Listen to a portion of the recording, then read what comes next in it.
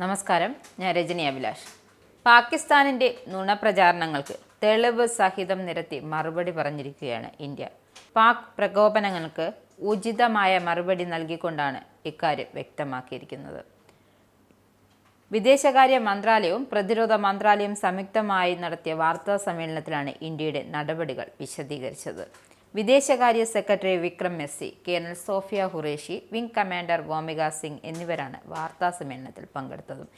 ഇന്ത്യയിലെ സൈനിക കേന്ദ്രങ്ങളെയും ജനവാസ മേഖലകളെയും ലക്ഷ്യമിട്ടാണ് പാകിസ്ഥാൻ ആക്രമണം നടത്തിയതെന്നും എന്നാൽ ഇത് ചെറുക്കാൻ ഇന്ത്യക്ക് സാധിച്ചുവെന്നും സൈന്യം വ്യക്തമാക്കുന്നുണ്ട്.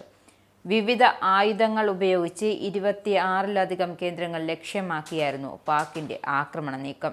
ഇത് ആക്രമണമെന്നും ഇന്ത്യയുടെ വ്യോമതാവളങ്ങൾക്ക് നേരിയ കേടുപാടുകൾ സംഭവിച്ചുവെന്നും സൈന്യം വ്യക്തമാക്കുന്നു.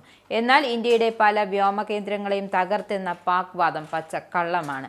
ഇന്ത്യയുടെ വ്യോമതാവളങ്ങളും പവർ ഗ്രിഡുകളും സുരക്ഷിതമാണ് എന്നും വിദേശകാര്യ സെക്രട്ടറി വ്യക്തമാക്കുന്നുണ്ട്. പാകിസ്ഥാൻ ഇത് സംബന്ധിച്ച് വ്യാജ പ്രചരണം നടത്തുകയാണെന്നും രേഖകൾ സഹിതം ചൂണ്ടിക്കാട്ടിയായിരുന്നു ഇന്ത്യ വിശദീകരിച്ചത്. ബ്രഹ്മോസ് സംവിധാനം തകർത്തു എന്ന പാക് അവകാശവാദം നുണയാണെന്നും കേണൽ സോഫി ഖുറേഷി വ്യക്തമാക്കുന്നു. ഇത് തെളിയിക്കുന്ന വീഡിയോ ദൃശ്യങ്ങളും സേന പ്രദർശിപ്പിച്ചു. പാകിസ്ഥാൻ സാധാരണക്കാരുടെ നേരെ ആക്രമണങ്ങൾ അഴിച്ചുവിടുകയാണ്. ഇന്ത്യ ഇപ്പോഴും ശ്രമിക്കുന്നത് സംഘർഷം ലഘൂകരിക്കാനാണ്. എന്നാൽ പാകിസ്ഥാൻ ശ്രമിക്കുന്നത് സ്ഥിതി വഷളാക്കാനുമാണ്.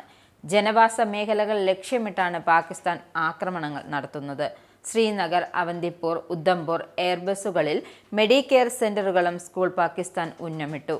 6 സൈനിക കേന്ദ്രങ്ങളും 2 വ്യോമ കേന്ദ്രങ്ങളും ലക്ഷ്യമിട്ടാണ് ഇന്ത്യ ഇതിനെ തിരിച്ചടിച്ചത്.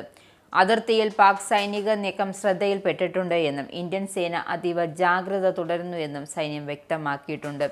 പാകിസ്ഥാൻ സൈന്യം അതിർത്തിക്ക് മുന്നോട്ടുള്ള പ്രദേശങ്ങളിലേക്ക് നീങ്ങുന്നതായി കണ്ടെത്തിയിട്ടുണ്ടെന്നും ഇത് സംഘർഷം കൂടുതൽ വഷളാക്കാനുള്ള അവരുടെ ഉദ്ദേശത്തെ സൂചിപ്പിക്കുന്നുവെന്നും വ്യോമിക സിംഗ് പറഞ്ഞു. ഏത് സാഹചര്യത്തിലും ഇന്ത്യൻ സായുധ സേന സജ്ജരാണ്. ഇന്ത്യൻ സായുധ സേന തിരിച്ചറിഞ്ഞ സൈനിക ലക്ഷ്യങ്ങളിൽ മാത്രമാണ് കൃത്യമായ ആക്രമണം നടത്തിയത് എന്നും ഇന്ത്യൻ S-400 സംവിധാനം നശിപ്പിച്ചതായി സൂറത്തിലെയും സിർസയിലെയും വ്യോമതാവളങ്ങൾ നശിപ്പിച്ചതായും അവകാശപ്പെട്ടുകൊണ്ട് പാകിസ്ഥാൻ തുടർച്ചയായി ക്ഷുദ്രകരമായ തെറ്റായ വിവരപ്രചാരണം നടത്താൻ ശ്രമിച്ചുവെന്നും വ്യോമിക തിരിച്ചടിക്കുന്നുണ്ട്. പടിഞ്ഞാറൻ അതിർത്തികളിൽ പാകിസ്ഥാൻ സൈന്യം തുടർച്ചയായ ആക്രമണം നടത്തി വരികയാണ്.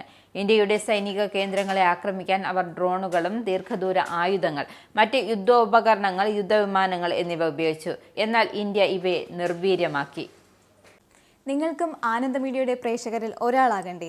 യൂറോപ്പിലും US-ലും ആഫ്രിക്കയിലും അടക്കം പ്രവാസികൾ ഉള്ളയിടങ്ങളിലൊക്കെ ജനപ്രിയ ചാനലുമായി ആനന്ദ് മീഡിയ ഒപ്പമുണ്ട്.